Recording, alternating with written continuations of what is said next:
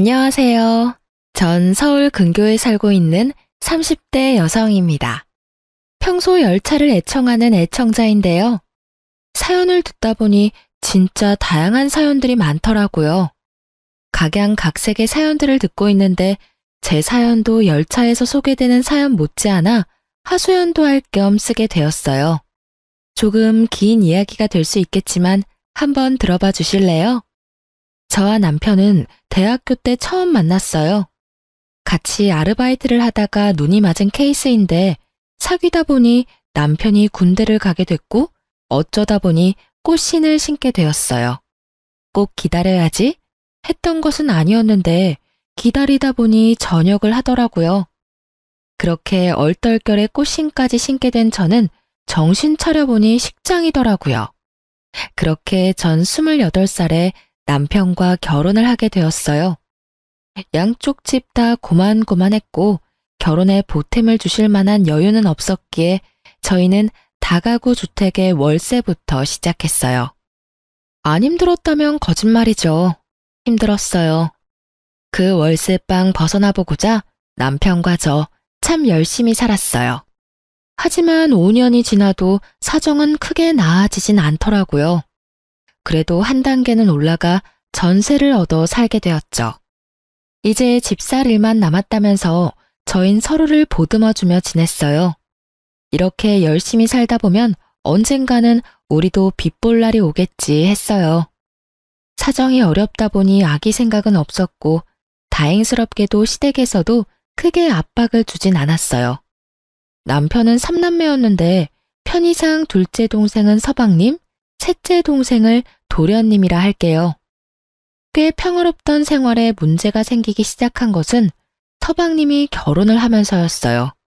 동서는 꽤 이름 있는 회사에 다니고 있었는데 회사뿐 아니라 친정도 잘 살아서 저와는 하나부터 10까지 비교가 되기 시작했어요. 처음엔 가볍게 시작한 비교가 점차 편애와 차별로 이어지더군요. 대놓고 동서와 저를 차별하기 시작하는데 정말 속상하기도 하고 비참한 마음마저 들었어요. 다들 아시죠? 친정도 부유하고 돈도 잘 버는 며느리 떠받들고 사시는 시어머니. 그런 시어머니만 믿고 절 종처럼 함께 부려먹는 시어머니보다 더 얄미운 동서. 두 사람은 집안일이 쌓였으면 저부터 찾기 바빴어요. 저에게 모든 일을 하게 만들었고 그렇게 시댁종으로 전락해버렸어요. 저도 집에서 있는 사람 아니고 엄연히 회사 다니는 직장인인데 동서보다 좋지 않은 회사에 다닌다는 이유로 집안의 각종 행사는 제 차지가 되더군요. 그날은 동서가 시집 오고 처음으로 모시게 된 아버님의 제사였어요.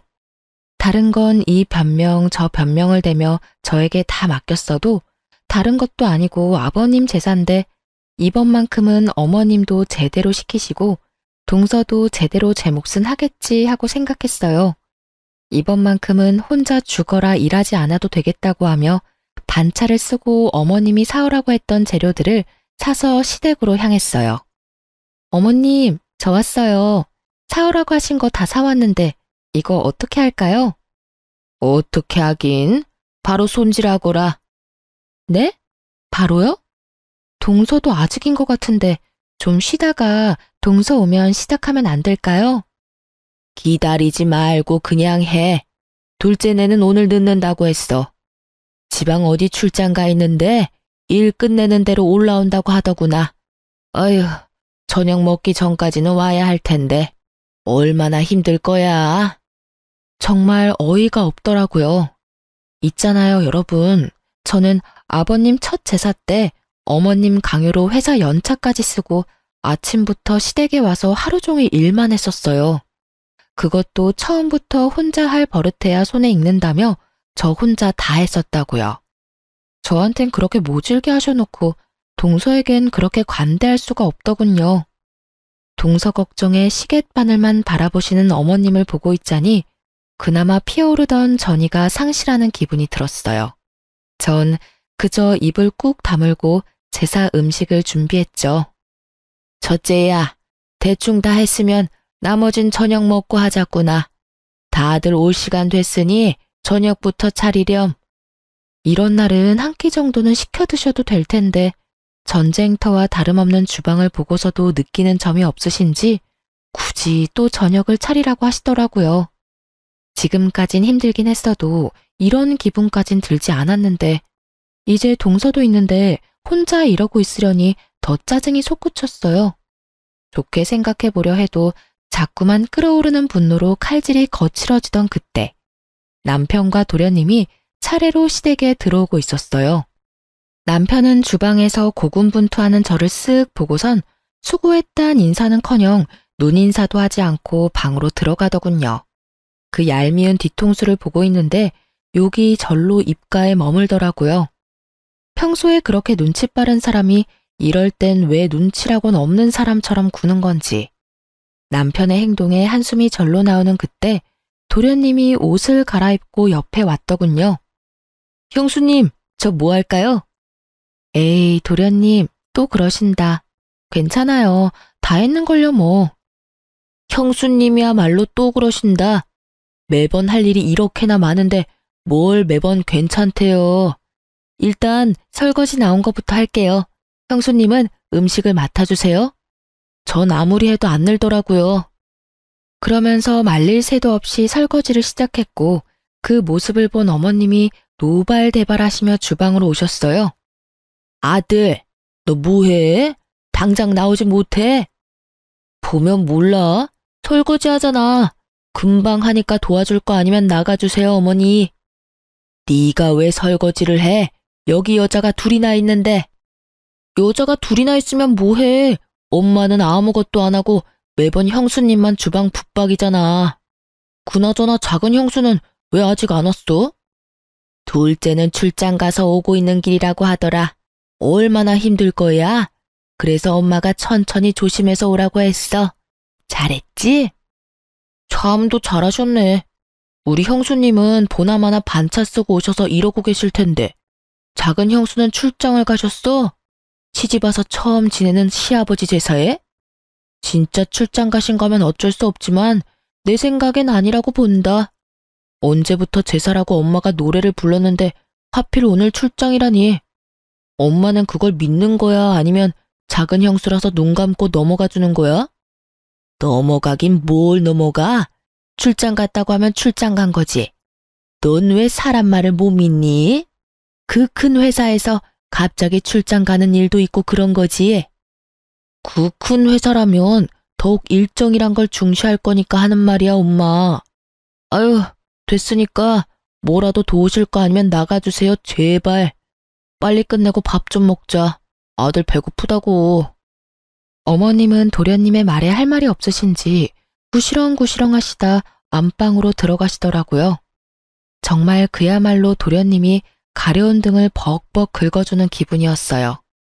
그렇게 전 입가에 미소를 지으며 저녁을 차렸고 도련님은 마지막까지 절 도왔어요.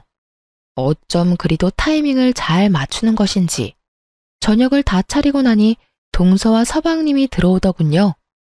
엄청 바쁘다면서 쇼핑은 언제 한 것인지 어머님께 드릴 선물을 하나를 안고서 들어오는데 어머님의 얼굴엔 한바구음이 걸렸고 전 동서의 아첨에 고개가 절로 내저어졌습니다.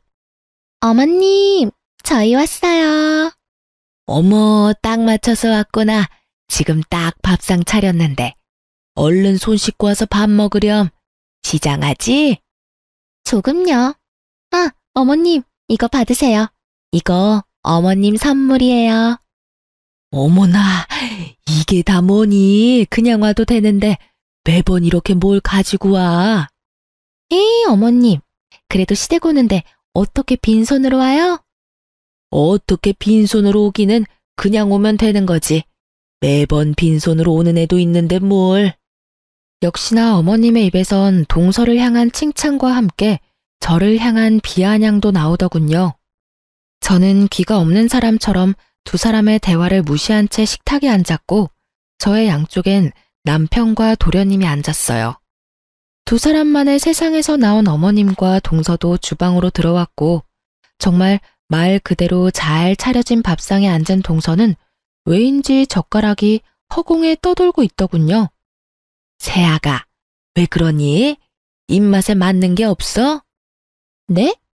그게 점심때 과하게 먹었더니 좀 가벼운 게 먹고 싶어서요. 혹시 샐러드 같은 건 없을까요? 샐러드? 아유, 없으면 만들면 되지. 첫째야, 얼른 샐러드 좀 해서 오거라. 제사 지내는 날 샐러드를 찾는 게 제정신 박힌 사람이 할 수 있는 짓인가요? 아니, 찾을 수도 있다고 쳐도 샐러드가 무슨 나와라 뚝딱 하면 나오는 것도 아니고 재료도 소스도 없는데 어떻게 뚝딱 만들어내나요?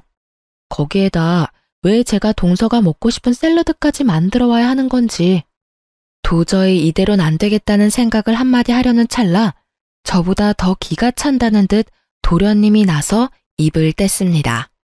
아니, 내가 웬만하면 참으려고 했는데 이게 무슨 경우예요?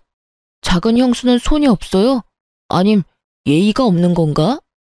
자신에게 향하는 노골적인 비난의 화살에 동서는 버럭버럭하며 대항하더군요.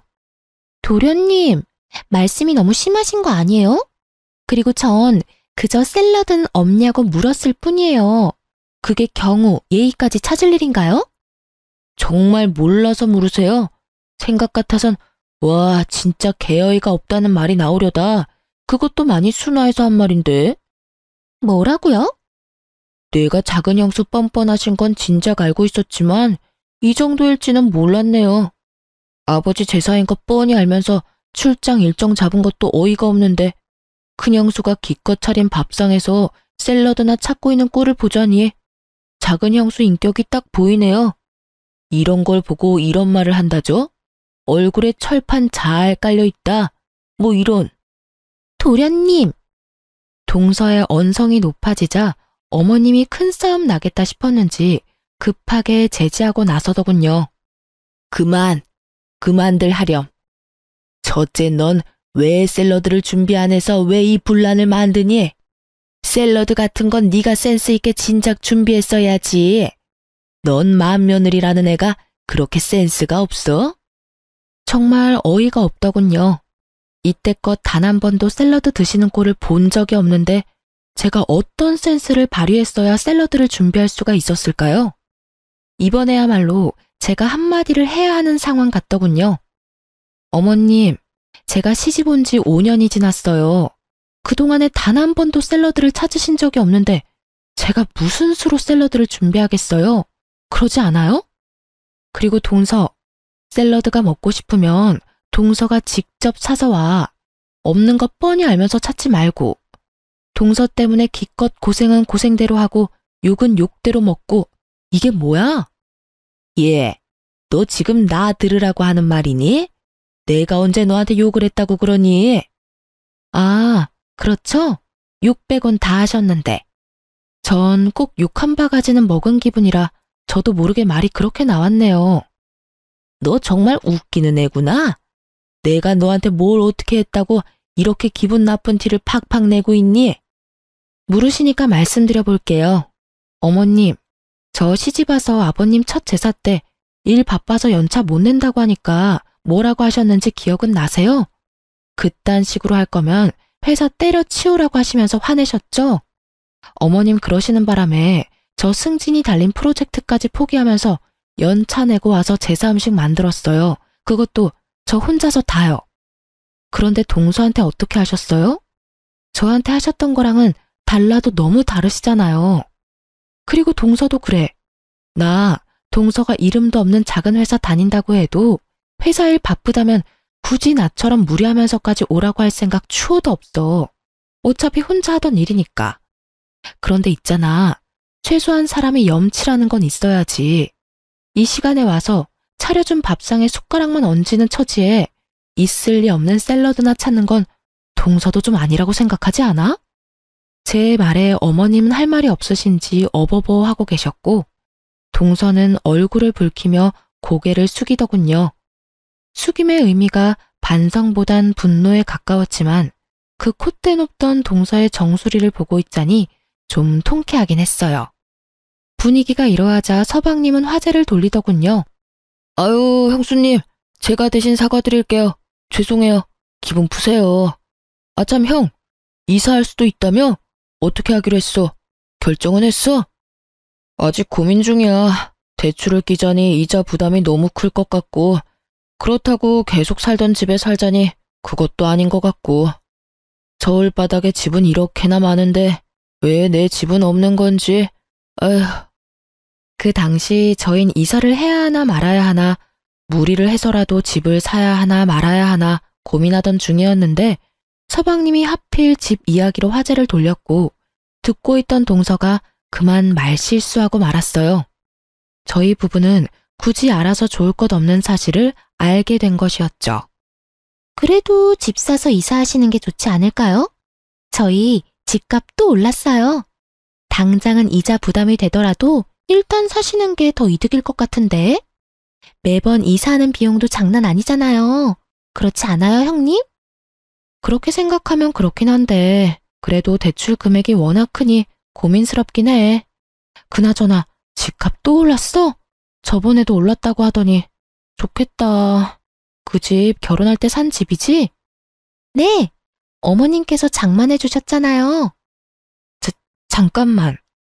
지금 동선의 집을 어머님이 해주신 거라고? 네. 아, 형님 모르셨어요? 전 당연히 아시는 줄 알았는데. 어머, 저 실수한 걸까요? 그런 기분 아세요? 뒤통수를 크게 한 대 맞은 기분. 앞서 말씀드렸다시피 저흰 월세집에서 시작했습니다. 월세집에서 시작했다고 해서 큰 불만은 없었어요. 양쪽 집 다 도와줄 여력이 되지 않았으니 어쩔 수 없다고 생각했으니까요.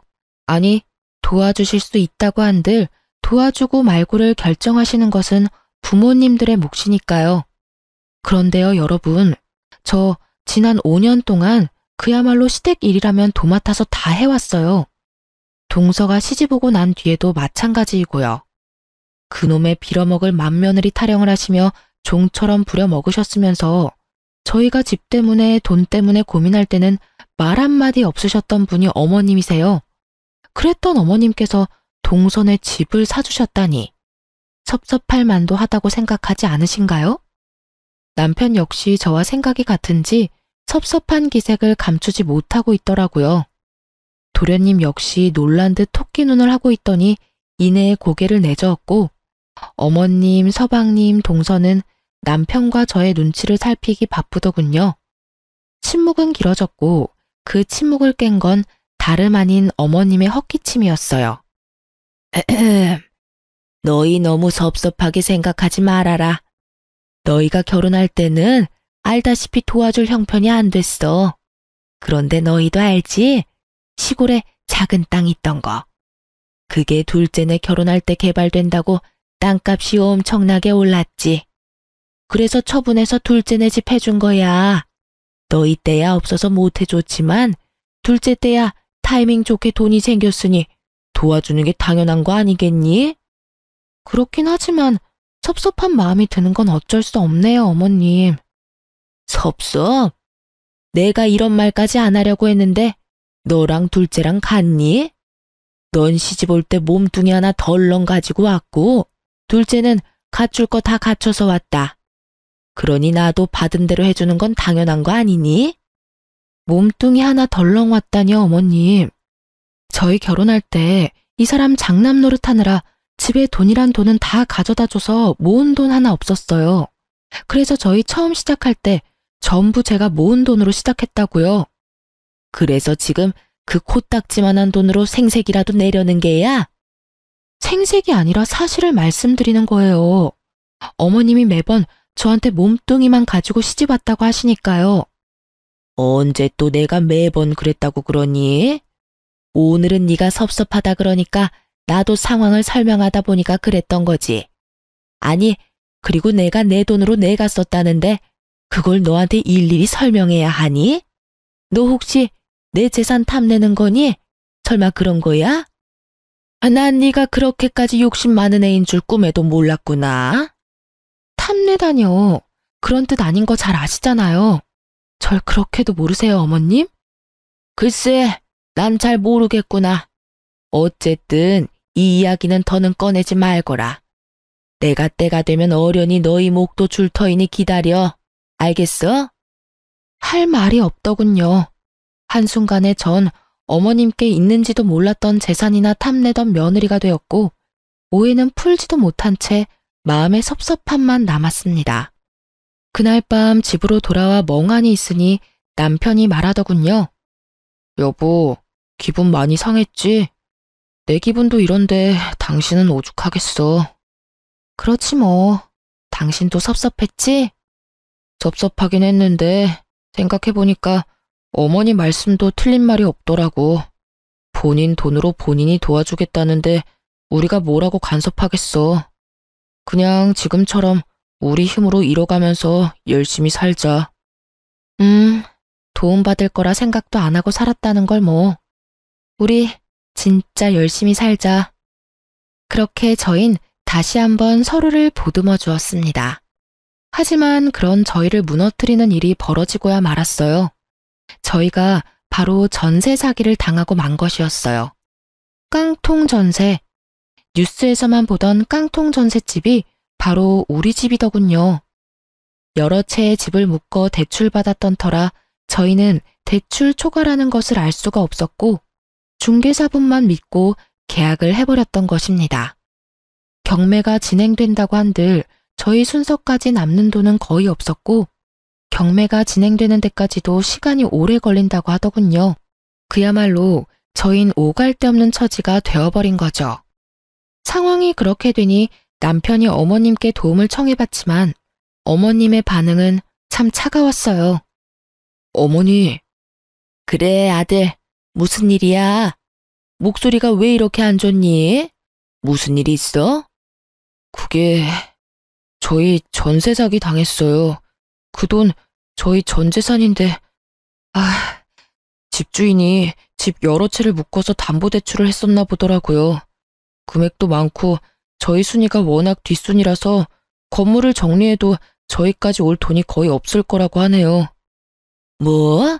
전세 사기? 그러게 잘 알아봤어야지. 그래서 어떡하니? 지낼 데는 있어? 그래서 말인데 한동안만 신세 좀 지면 안 될까요? 저희가 열심히 벌어서 보증금만 마련되는 대로 다시 나갈게요. 부탁 좀 드려요, 어머니. 우리 집에? 아유, 난 싫다, 아들. 아무리 자식이라고 해도 불편해. 그러지 말고 있는 돈으로 원룸이라도 구해봐. 그 정도 돈은 있지 않니? 아마 그 편이 나을 거다. 첫째도 나랑 살려면 얼마나 불편하겠어? 아무리 그래도 시댁인데. 그러니 원룸이라도 알아보려무나. 알겠지?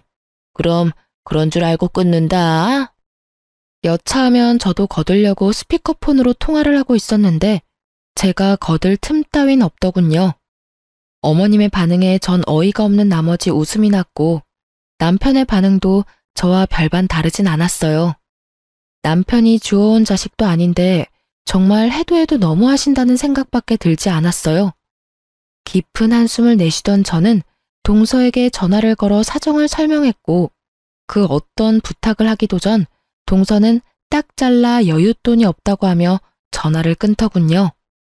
저흰 하는 수 없이 친정의 신세를 지게 되었죠. 좁은 집에 사위와 함께하는 생활이 불편하실 텐데 생각도 하지 않으시고 오라고 하시더라고요. 그렇게 저흰 친정에서 지내게 되었고 엄마는 저희만 불편하지만 않다면 편하게 지내라고 해주셨죠. 이후 저희는 아주 잘 지냈어요. 남편은 엄마를 친엄마처럼 잘 따랐고 저희 엄마 역시 남편에게 잘 대해주었어요.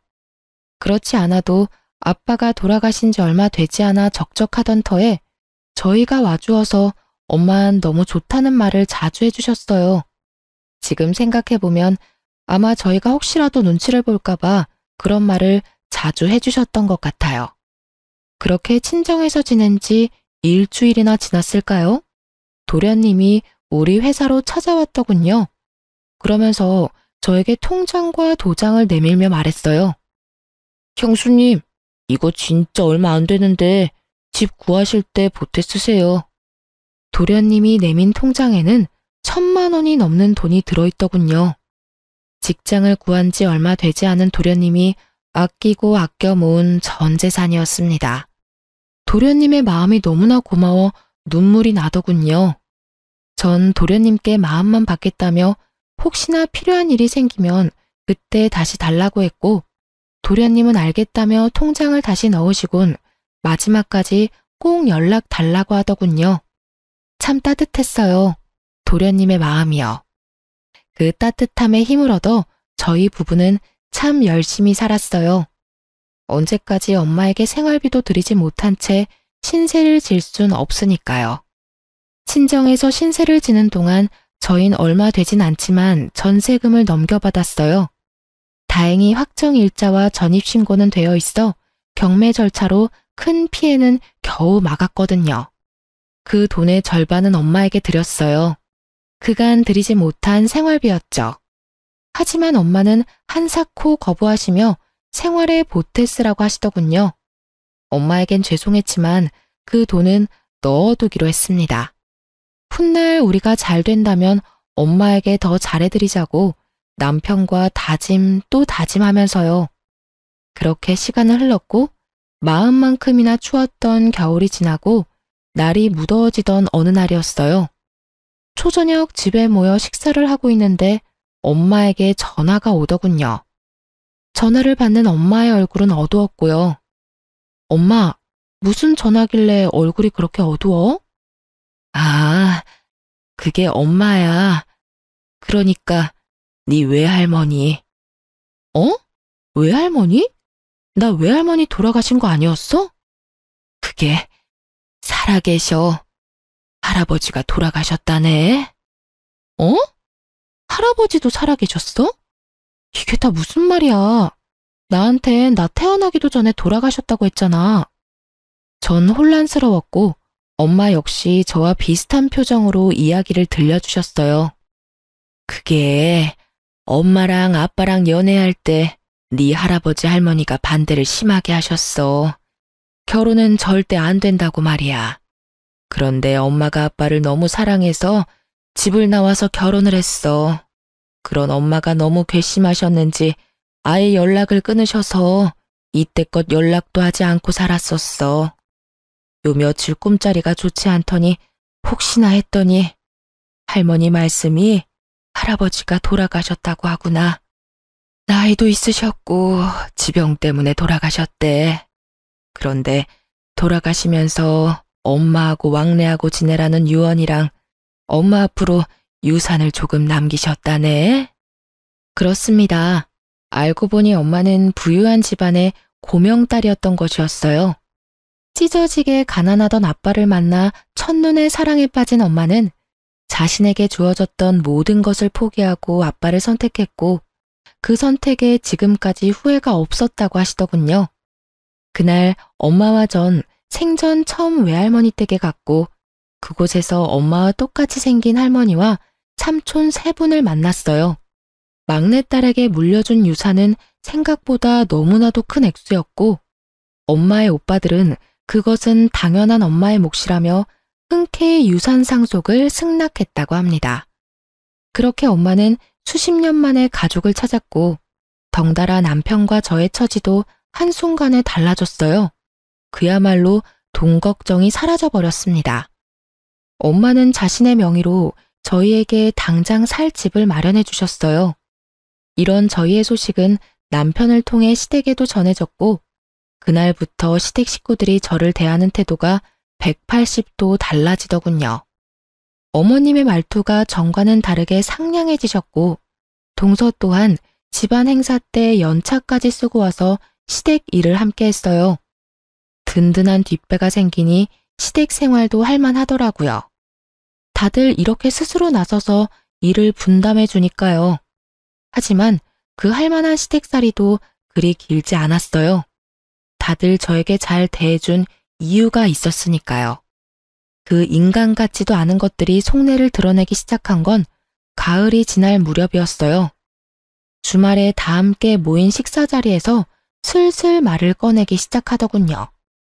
처음 입을 연 건 다름 아닌 어머님이었습니다. 저에게 말을 꺼냈다간 단칼에 거절당할 것을 알았는지 남편에게 말을 붙이더군요. 저기 동훈아, 부탁이 있는데 말이다. 네, 어머니, 말씀해 보세요. 무슨 일 있으세요? 그게 둘째네가 둘 다 회사를 그만둔다고 하는구나. 사업이 하고 싶은가 봐. 네? 그게 사실이야? 사실이에요, 재수 씨. 둘 다 직장 좋은데 갑자기 왜 사업 바람이 불었대? 다시 잘 생각해봐. 친구들 보니까 퇴직금에 집 담보대출까지 내서 사업들 하던데 잘 되는 꼴을 본 적이 없어. 다들 직장 생활을 하던 그때가 그립다고 하더라니까. 그러니까 너랑 재수 씨도 잘 생각해. 결혼한 이래에 남편의 입에선 가장 바른 말이 흘러나왔고 남편의 말을 듣고 있던 동서가 말했어요. 저희 충분히 오랜 시간 고민하고 내린 결정이에요. 그래서 말인데 저희 사업에 투자 좀 해주시면 안 될까요? 들어보니 형님 친정에 엄청 큰 돈 생기셨다고 하던데 두 분께서 사돈 어르신께 잘 말씀드려 주시면 안 될까요? 제 돈도 아니고 친정엄마의 돈을 빌려달라도 아니고 투자하라뇨. 이건 그냥 내놓으라는 말이 아닌가요? 무리한 요구를 하는 세 사람보다 더 어이가 없는 것은 남편이었어요. 단칼에 거절해야 할 상황에 고민하고 있더라고요. 괜히 제가 나섰다간 가족 간의 마음만 상할까 싶어 지켜만 보려고 했는데 남편 하는 꼴을 보니 이대로 뒀다간 없는 돈으로 사업 자금을 대준다고 덜컥 약속이라도 할 것 같아 입을 뗐어요. 아니 동서, 지금 그 말이 된다고 생각하고 말하는 거야? 애초에 말이 되지 않잖아. 우리 엄마 돈으로 왜 동선의 사업에 투자를 해야 해? 동선의 친정 잘 살잖아. 그렇게 사업이 하고 싶으면 동선의 친정에 가서 말해. 사돈한테까지 손 벌리지 말고. 그게 저희 친정에선 시집간 딸한텐 투자는 해주지 않으신다고 해서요. 동서 친정에서도 안 한 투자를 우리 친정에선 할 거라고 생각했어? 투자할 생각 없으니까 다신 이 이야기 꺼내지도 마. 그 뒤로도 여러 이야기가 나왔지만 전 다 무시한 채 밥만 먹고 집으로 돌아왔습니다. 세 사람과 입씨름을 한 터라 고단했는데 남편까지 절 들들 볶더라고요. 우리가 매몰차게 외면당했던 것은 기억도 나지 않는지 한 번만 도와주자고 저를 설득하다 자기 맘대로 되지 않자 화까지 내곤 방으로 들어가 버리더군요. 그러든가 말든가 전 신경을 쓰지 않으려고 했는데 며칠 뒤 도련님에게 연락이 와 하는 말은 도저히 제가 신경을 끌 수 없는 상황이었습니다. 전 이 빌어먹을 집안과 끝내야 하겠다는 결심을 하게 되었어요. 형수님, 조심하셔야 해요. 엄마, 형, 작은 형수까지 지금 제정신이 아니에요. 말도 안 되는 계획을 세우고 있는데 도저히 이건 아니다 싶어서 전화했어요. 도련님의 기뜸이 있어서였을까요? 이후에 일어나는 모든 일이 놀랍지도 않더라고요. 도련님에게 모든 사실을 듣고 난 후 어머님은 집을 팔아 저희 집으로 짐을 싸서 들어오셨어요. 그 집을 팔아 서방님의 사업 자금을 대주셨다고 하더라고요. 예상했던 일이었어요. 예상보다 빠르게 움직이시긴 했지만요. 남편과 어머님은 합심해 저를 압박하기 시작했고 전 아무것도 모르는 척 그 장단에 맞춰주었죠. 저의 연기에 어머님은 콧방귀가 절로 나오는 말을 하더군요. 그래서 제가 뭘 어떻게 해드리면 되는데요. 저 요즘 두 사람 때문에 너무 힘들어요. 저 좀 그만 괴롭히고 원하시는 걸 말씀해 보세요, 어머님. 아가, 그게 나 신축 아파트에서 살아보는 게 소원이야, 신축. 나 아파트 좀 장만해주면 안 되겠니? 아파트요? 그것도 신축이요? 일단 생각 좀 해볼 테니 적당한 매물이 있나 한번 알아보세요. 그날부터 어머님은 신나서 집을 알아보러 다니시더군요. 얼마나 부지런하게 다니시는지 그 덕분에 제 이혼과 복수는 수월하게 착착 진행되었죠. 디데이가 얼마 남지 않은 날, 한껏 상기된 얼굴로 어머님이 집으로 돌아오시더군요. 어머님의 손엔 10억이 넘는 아파트 계약서가 들려 있었어요. 어머님, 이게 뭐예요? 매매 계약서? 10억이 넘는데요. 뭐긴 뭐야. 네가 사준다고 했던 신축 아파트 계약서지. 오늘 계약했어. 마침 이 근처에 마음에 딱 드는 집이 있지 뭐니? 중개사 말이 그런 매물은 빨리 계약해야 한다고 해서 그냥 계약해버렸어. 잔금은 2달 뒤에 주면 되니까 천천히 준비해 주렴. 알겠지? 어머님은 알아서 무덤을 파고 계셨고 전 다음 타자를 기다렸어요. 도련님에게 전해 들은 바론 여기서 끝이 아니었으니까요. 기다리고 기다리던 동서에게서 전화가 오던 날, 전 크게 한번 웃고 동서의 전화를 받았습니다. 여보세요? 동서, 무슨 일이야? 형님, 소식 들었어요. 어머님 집 해주시기로 하셨다면서요? 역시 우리 형님 통도 크셔. 그래서 말인데요. 저희도 좀 도와주시면 안 될까요? 어머님께서 투자해주셔서 시작하긴 했는데 생각보다 반응이 좋아서 좀 확장하려고 하거든요. 그만큼 좋은 아이템이에요. 그래? 그래서 언제까지 얼마나 필요한 건데? 2억이요. 어머님 집값에 비하면 아무것도 아니죠? 빠르면 빠를수록 좋으니까 마련되는 대로 보내주세요, 형님. 이쯤 되니 시댁 식구들은 절 돈 나오는 자판기쯤으로 알고 있는 것이 분명하더군요. 동서는 당연히 제가 도와줄 것이라고 생각했는지 저는 1원도 입금하지 않았는데 사업을 무리해서 키우기 시작하더라고요. 도대체 저의 복수를 얼마나 더 도와주려고 하는 것인지. 그쯤 되니 기특한 마음마저 들었어요. 드디어 결판의 날이 다가왔어요. 전 남편에게 어머님과 함께 계약한 집을 좀 둘러보고 밥이라도 먹고 오라며 집에서 내보냈어요. 마지막 만찬을 즐길 기회를 준 것이었죠. 두 사람은 아무런 의심도 하지 못한 채 집을 나섰고 전 예약해놨던 이삿짐 센터 직원들을 불러 짐을 싹 빼버렸습니다. 그래요. 전 엄마가 마련해준 집을 처분했고 그날은 그 집에서 그 뻔뻔한 인간들을 쫓아내고 제가 이혼을 통보하는 날이기도 했죠. 텅텅 빈 집에서 기다리고 있으니 입이 귀에 걸린 어머님과 남편이 들어오더군요. 두 사람은 저의 예상대로 텅 빈 집을 보고선 토끼 눈이 되었어요. 집이 왜 이래? 아, 가구 가전 다 바꾸려고?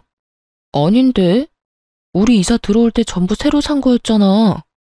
집이 왜 이렇긴 팔아서 그렇지. 이 집 팔았어.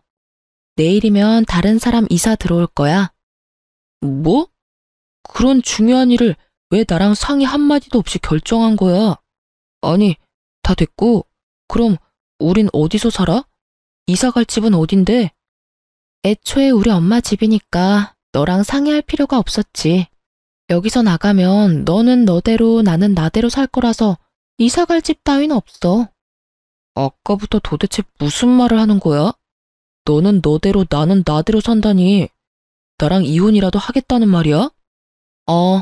나 당신이랑 이혼할 거야. 제가 이혼을 논하며 이혼 서류를 남편에게 건네자 남편은 충격이 큰지 입을 다물었고 어머님이 노발대발하며 따지고 드시더군요.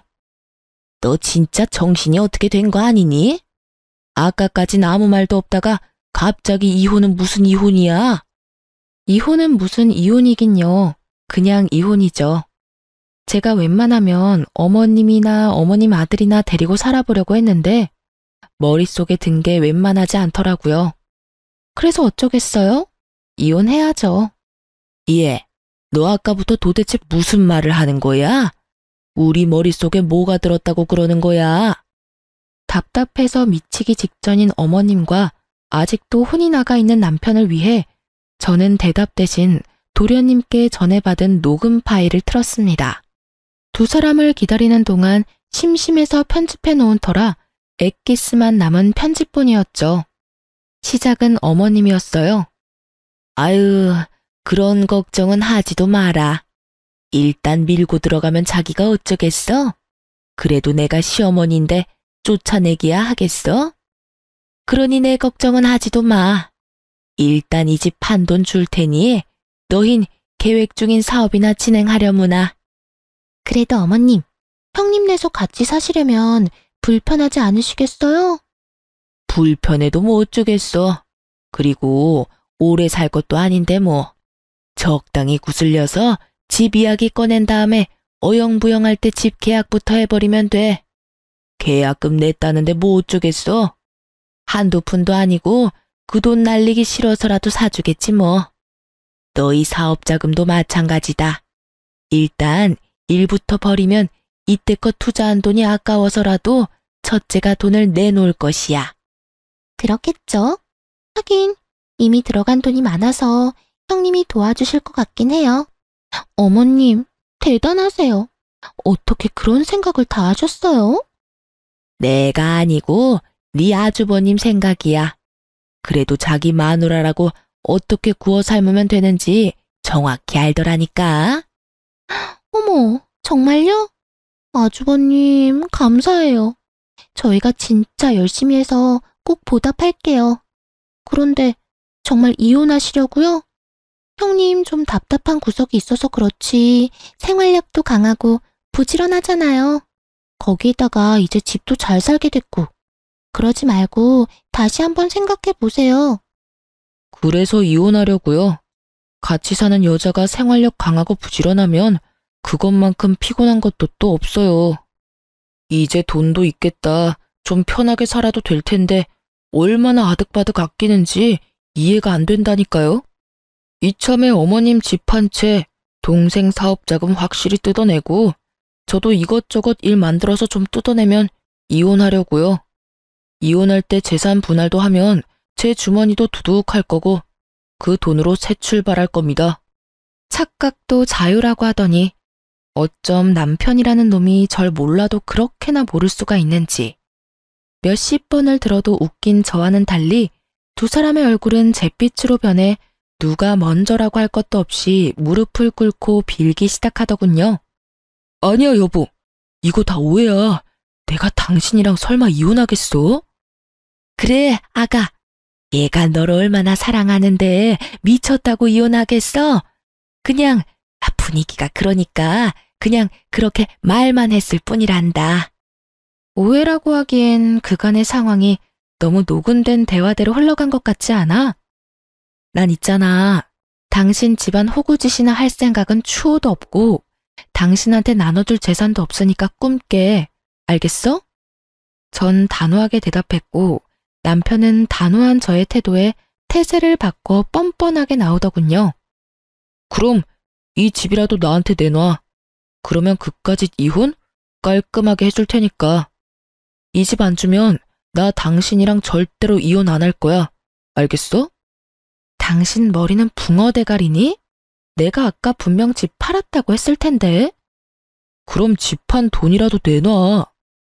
집 판 돈이 왜 나한테 있겠어? 이 집 주인은 처음부터 끝까지 우리 엄마였는데. 당신 혹시 이 집이 내 명의라고 생각한 거야? 너답다 진짜. 이 집 판 돈은 이 집 주인인 우리 엄마 통장으로 고스란히 들어갔어. 그러니까 이 말은 당신한테 줄 돈은 땡전 한 푼도 없고 오히려 당신이 나한테 위자료를 줘야 할 상황이라는 말이야. 알겠니? 제 말에 남편은 망연자실하며 저를 바라보았고 저는 그런 남편에게 한마디 더 해주었습니다. 그렇게 누누이 내가 말했잖아. 우리 엄마가 유산을 받았을 뿐이지 나는 돈이 없다고. 자세히나 알아보고 나댔어야지. 이게 뭐야? 돈은 돈대로 다 날리고 이혼은 이혼대로 하고. 하여튼 이혼이나 해줘. 당신이 하기 싫다고 해도 하게 될 테니까 괜히 힘 빼지 말자 우리. 저의 쐐기 말에 상황을 되돌리긴 늦었다는 것을 감지한 두 사람은 곡소리를 내며 울기 시작했고 전 두 사람을 뒤로 한 채 엄마가 있는 할머니 댁으로 갔어요. 전 할머니 집에서 지내며 이혼 소송을 준비했어요. 예상했던 대로 남편은 이혼하지 않겠다고 버티기 시작했기에 다른 방법은 없었죠. 소송은 당연히 저의 손을 들어주었어요. 비싼 이혼 전문 변호사를 선임한 덕도 있겠지만 제가 가지고 있던 녹음 파일, 돈을 요구하는 문자 등등 증거가 워낙 많아서 손쉽게 이길 수 있었어요. 그 후 도련님께 연락이 와 전 시댁이 어떻게 되었는지 알 수 있었습니다. 형수님, 성공적인 이혼 축하드려요. 아, 이제 형수님이라고 부르면 안 될까요? 아니에요. 감사해요, 도련님. 다 도련님 덕분이에요. 그나저나 집안 분위기는 어때요? 어쩌긴요. 그야말로 풍비박산이죠. 엄마는 그 어림도 없던 아파트 계약금 다 날리고 오갈 데가 없어지니 작은 형네로 찾아갔었나 봐요. 근데 아예 집 안으로 들어가지도 못했다고 하더라고요. 아예 문전박대 당했대요. 참 대단하다 했어요. 집 팔아서 사업 자금까지 해줬는데 어떻게 문도 안 열어줄 수가 있는지. 내가 이럴 줄 알고 그렇게 말렸는데 내 말은 듣지도 않더니 뭐 자업자득이죠. 아주버님도 그렇고 동서도 그렇고 참 매몰차네요. 그러니까요. 엄마 그렇게 내쫓고 작은 형네 사업도 부도 직전이라고 하더라고요. 형수님 믿고 사업 확정하던 게 엎어지면서 그나마 지탱하던 사업도 다 무너졌다고 하던데. 거기도 자업자득 벌 받은 거죠 뭐. 그러게 좀 인간답게 살지. 그게 뭐예요 대체? 괜히 욕심내고 착한 사람 이용이나 하려고 하고 결국 이런 결말을 맞게 되잖아요. 아, 그리고 큰형 아직도 형수님 찾아다니는 것 같았어요. 한동안은 할머니 댁에서 지내시는 게 좋을 것 같아요. 마지막까지 도련님은 제 걱정이네요. 감사해요 여러모로. 그나저나 도련님은 어떻게 지내요? 식구들이 심한 말은 하지 않아요? 자기들끼리 지지고 볶고 한다고 저는 안중에도 없어요. 저도 큰 관심 없고요. 저요, 우리 식구라면 아주 지긋지긋해요. 그때 형수님 드렸던 통장 있죠? 그거 엄마 주고 그냥 외국으로 나가려고요. 아마 이르면 다음 달? 그쯤에 출국할 것 같아요. 해외 지사 신청했는데 운 좋게 제가 가게 됐거든요. 거기에서 저도 가족들은 있고 재출발할 계획입니다. 축하한다고 해야 할지 참 애매하네요. 그래도 축하해야겠죠? 그럼요. 마음껏 축하해 주세요. 저 진짜 진심으로 기쁘거든요. 축하해요, 도련님. 네, 형수님, 행복하세요. 도련님과의 통화를 마지막으로 전 그 지긋지긋한 집안과도 끝이 났습니다. 요즘 전 엄마와 함께 할머니 댁에서 잘 지내고 있어요. 엄마도 누군가의 딸이었다는 사실을 새삼 느끼고 있답니다. 은근슬쩍 어리광을 부리는 낯선 엄마와 징그럽게 어리광을 부리냐며 핀잔을 주시지만 다 받아주는 할머니를 지켜보는 재미가 아주 쏠쏠해요. 이혼을 준비하며 회사도 그만뒀고 요즘은 취업을 준비하며 휴식기를 보내고 있어요. 결혼 생활을 하며 치열하게 살았던 저에게 주는 작은 선물 같은 시간이네요. 간혹 도련님과는 통화를 하는데 외국 생활이 꽤 잘 맞는다고 하면서 본인은 잘 지내고 있으니 자기 걱정은 하지도 말라고 하더군요. 참 다행이다 싶었네요. 전 한동안은 할머니 댁에서 지낼 계획입니다. 왜 그런 말 있죠? 사연을 듣다 보면 많이 나오던 말인데 똥 차가고 벤츠 온다. 전 그야말로 똥 가족이 가고 벤츠 가족이 왔네요. 이 사연을 마지막으로 이젠 정말 그 지긋했던 인연들을 잊고 새 출발하려고 합니다. 부디 앞으로 펼쳐질 저의 새로운 인생을 응원해주세요. 그럼 저는 이만 물러가 보겠습니다. 저의 길고 긴 사연 들어주셔서 감사합니다.